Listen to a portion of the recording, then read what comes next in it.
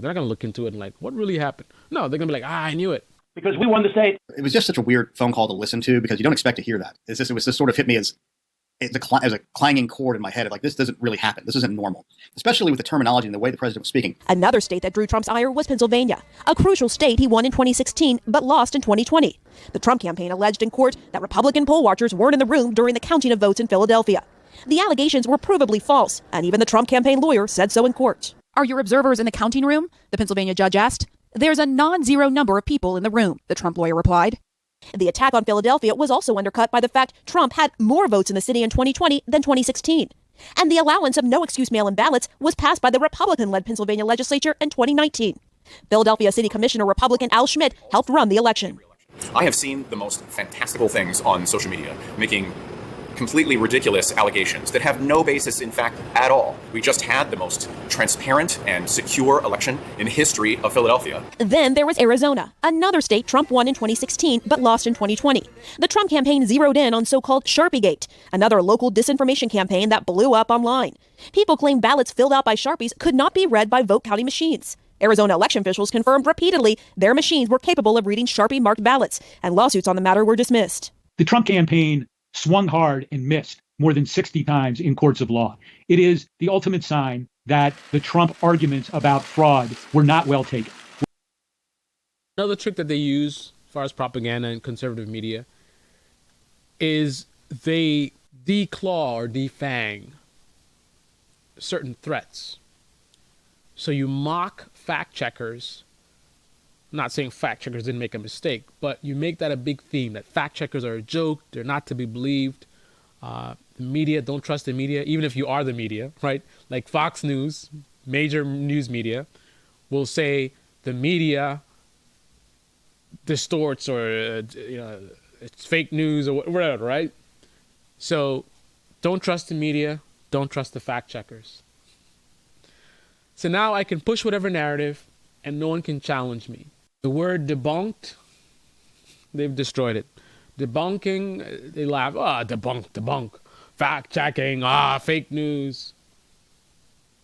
Any means that you have to challenge something and say, hey, this is actually not true. So the other one is disinformation campaign. And again, I'm not saying that there won't be a legitimate thing where maybe they say something, the disinformation campaign, and it's actually not. Right? So that could actually be the case. But it's not about that one case that they may point out. It's the fact that they'll keep pushing that theme that disinformation campaign is the thing that they say, right, when the truth comes out, or they want to accept the truth or whatever it is. So again, the people that are watching this propaganda, if they hear disinformation campaign, they hear fact checking, they hear anything from the news media, it's all to be discounted. Mind you, they discount all of these institutions and have 100% faith in some YouTuber, some random person sitting in their garage posting videos. Right? Every other source can't be trusted, but some random dude in his basement. That's the Bible.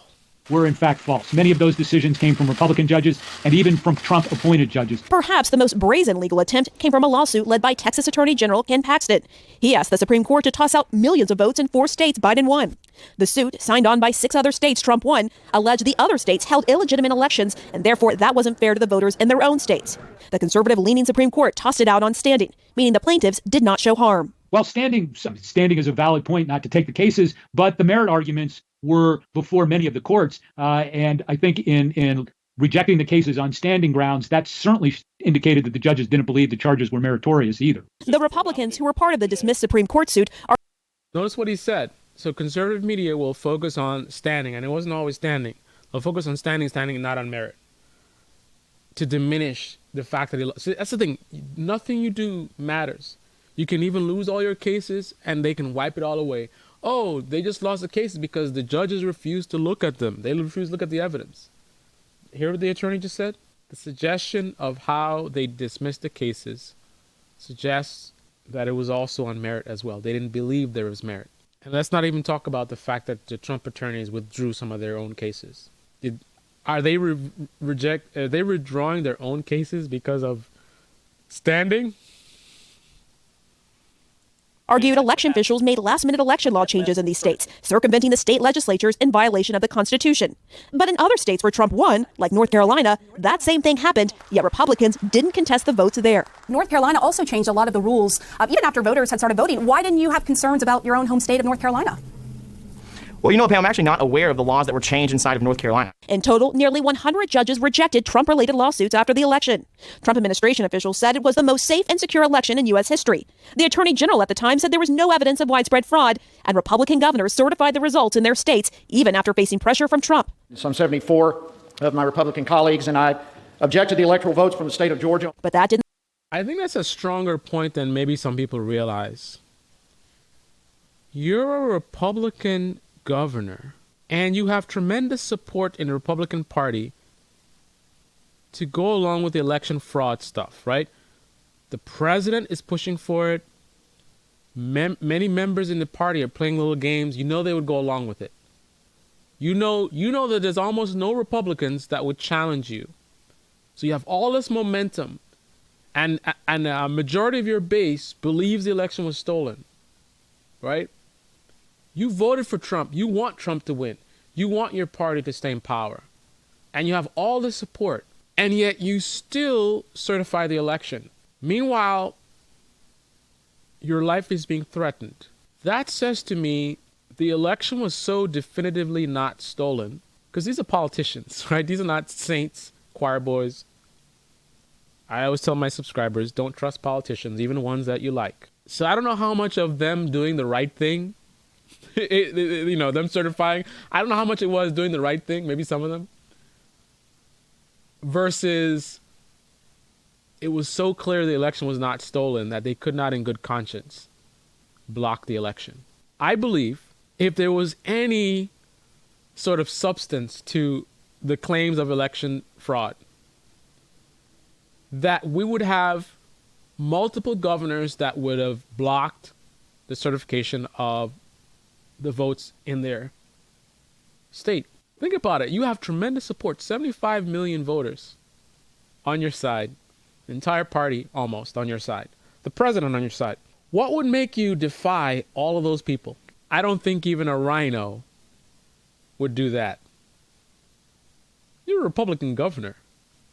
You're going to have to deal with the aftermath of this, right?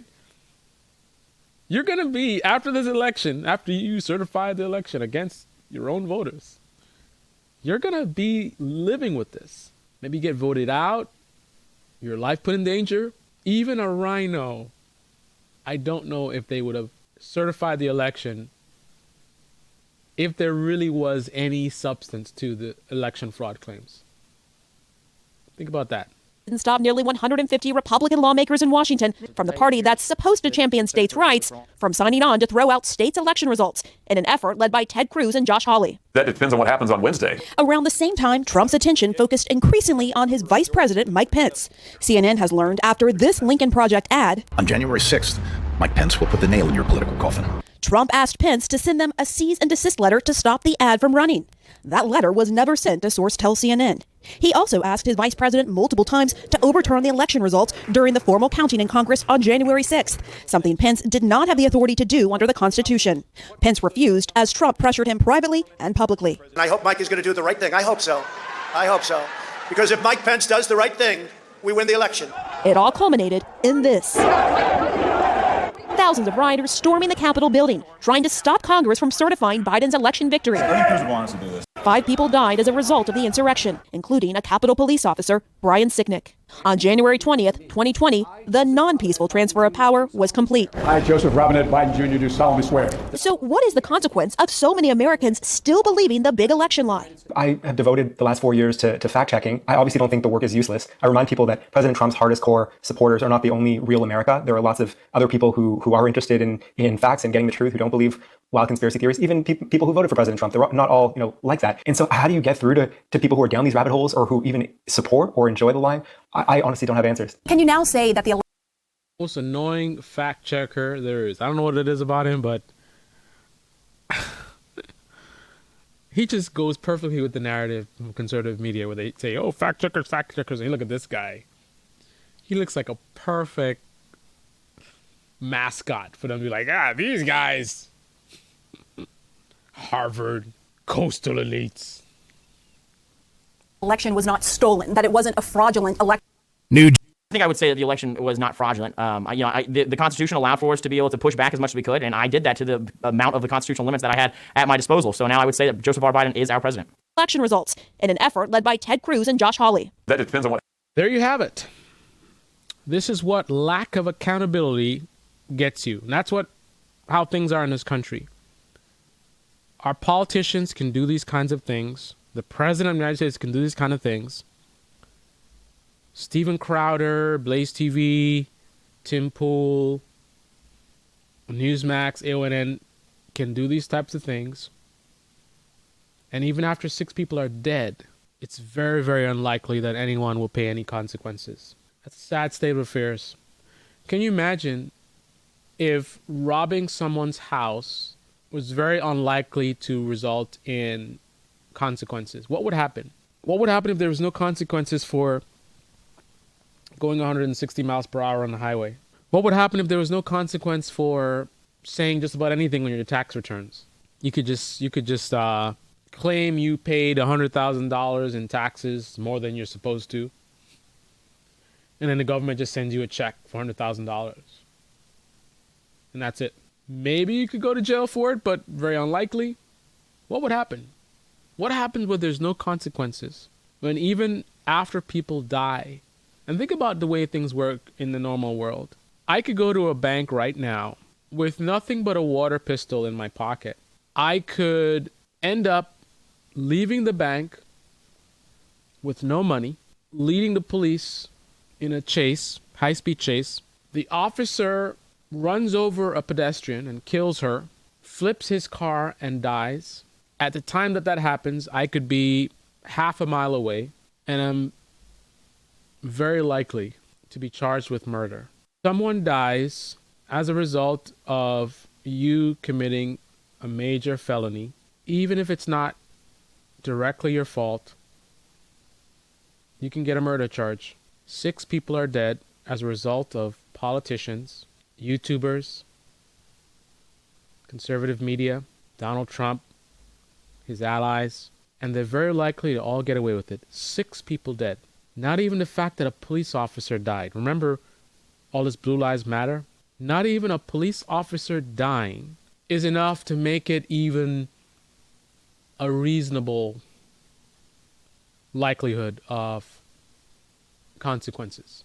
I guess not entirely accurate, because we did have donors and corporations pull back, but 6 people are dead. You think donors and corporations pulling back, does that make up for the lost lives? And I don't want to put a police officer's life over other people, but we know how the government is. Police officer gets killed, they go crazy. Why not now? This is the Debate Me channel. Debate Me in the comment section below. Click on the like button, subscribe, smash that bell. YouTube, please restore my channel. I put in too much hard work. I'm out here pushing the truth, trying to inform people. Don't punish me for telling the truth. Go delete Crowder's channel. He's made a lot of money. He's very successful. He doesn't have to push this election fraud nonsense. That's just greed and selfishness. Go mess with him. Leave my channel alone. I do this for free, by the way. You're messing with me, who's basically a volunteer. Blood, sweat, and tears. Trying to help others. What was I thinking?